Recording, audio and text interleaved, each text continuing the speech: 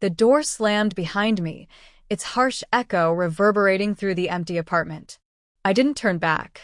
I had heard the words too many times before. The apartment is mine. They rang out, louder this time, more forceful than ever, and I couldn't pretend I hadn't heard them. I couldn't pretend that I wasn't already planning my escape. He had made it clear, over and over again, that nothing in this marriage was mine. Not the house, not the money, not even the respect. He was the one who called the shots. He was the one who made the decisions. I had become nothing but a silent observer in my own life. I wasn't going to stand there and be reminded that I didn't belong. Not anymore.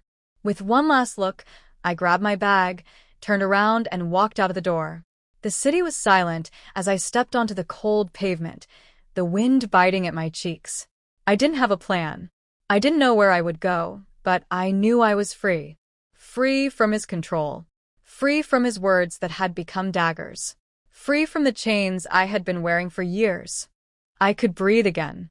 The apartment was never mine. Not in the way it should have been. Not when I had put in so much of myself into it. My love, my patience, my time, my energy. But he never saw it that way. To him, I was just a shadow. A figure walking beside him. Never ahead, never equal. It wasn't the apartment that I wanted. It was my dignity. I found a small apartment a few weeks later. It was nothing fancy, bare walls, a simple kitchen, but it was mine. The emptiness was comforting. For the first time in years, I didn't feel suffocated. The simplicity of it allowed me to think, breathe, and just exist without fear of judgment. I spent long nights rearranging my things, deciding where each piece would go. I remembered how in the past I had never been allowed to make those decisions. Every time I moved something, there was always an opinion, a critique. But now there was nothing. No one to tell me I was wrong. No one to judge my choices. It was peaceful. I didn't speak to him for weeks. I let the silence stretch, letting the weight of everything settle in. I focused on building something for myself. I spent long days working on my career, making new friends, rediscovering parts of myself I'd forgotten. But even as I moved forward, there was a part of me that couldn't stop thinking about the apartment. The apartment I had walked away from, the apartment that he now held with such pride. I hadn't realized, at first, what it really meant when he shouted those words. It wasn't just about the apartment. It was about power, about control. And it was a power I was no longer willing to let him have. One evening, after a long day at work, I walked past a familiar building. It was our old apartment building.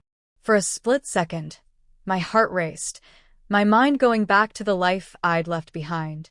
The memories rushed back, good and bad. The nights we spent together, the plans we made, the things he promised me, and the moments I started to see the truth of who he really was. But then, I shook my head and kept walking.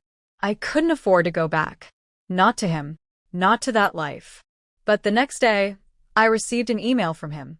It was short, blunt. The apartment is still mine, but I'll let you come and pick up the rest of your things whenever you're ready. Don't take too long.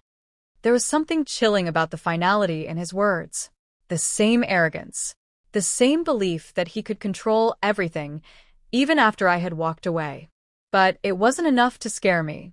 I didn't reply right away. I was angry, but I was also calm. I had learned to keep my emotions in check when he tried to provoke me. But I wasn't going to let him control me anymore. I wasn't going to let him make me feel small. The apartment didn't matter. It never did. But my independence, my self-worth, that was mine to keep. I decided to go back. Not to beg. Not to reclaim what was once mine. But to take what I needed. Everything. I had left my clothes, my books, my memories. They weren't his to keep. And I would show him that I had not been defeated. I would leave with everything I had brought into that place, the things he had always dismissed as unimportant. It wasn't about the material things. It was about the principle. When I arrived, the apartment was eerily quiet. The lights were dim, the air thick with tension. I walked through the door, just as I had done so many times before. The furniture hadn't changed. The place still held echoes of our past. But now, I wasn't the same person. He was sitting there on the couch, his eyes scanning the space like he owned every inch of it. I felt no fear. No hesitation. I'm here for my things, I said, my voice steady, calm. He didn't look at me, his focus still fixed on the corner of the room. You know, he said, his tone dripping with arrogance, I could just keep it all. I could make you come crawling back. But I won't. I felt a cold shiver crawl down my spine, but I didn't flinch. I walked toward the closet, pulling out my bags one by one. It felt good. It felt right. As I packed up my things, I couldn't help but think about the years I had spent there. I had worked so hard to create a home, to make him happy, but none of it mattered. Not to him. And now, as I was packing my final bag, I realized something. The hardest thing wasn't leaving. It wasn't the act of walking out the door. It wasn't even the decision to take my things. It was the realization that I had wasted so much of my life trying to hold on to someone who didn't care about me. I was finally free from that weight. When I was done, I turned to him. He was still seated, a strange, almost amused smile on his face. You know, I've never been more relieved to see you go, he said, his words sharp. You're nothing without this place.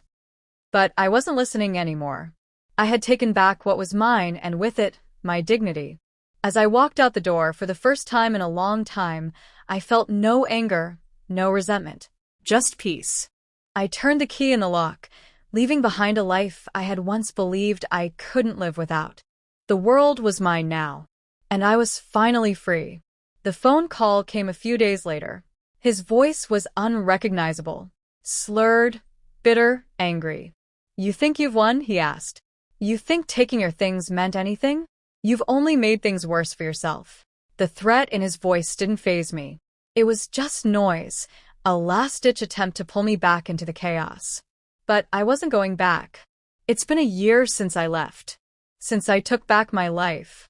And every day, I wake up grateful for that one moment when I decided enough was enough. Because when I walked out that door, I didn't just leave him behind.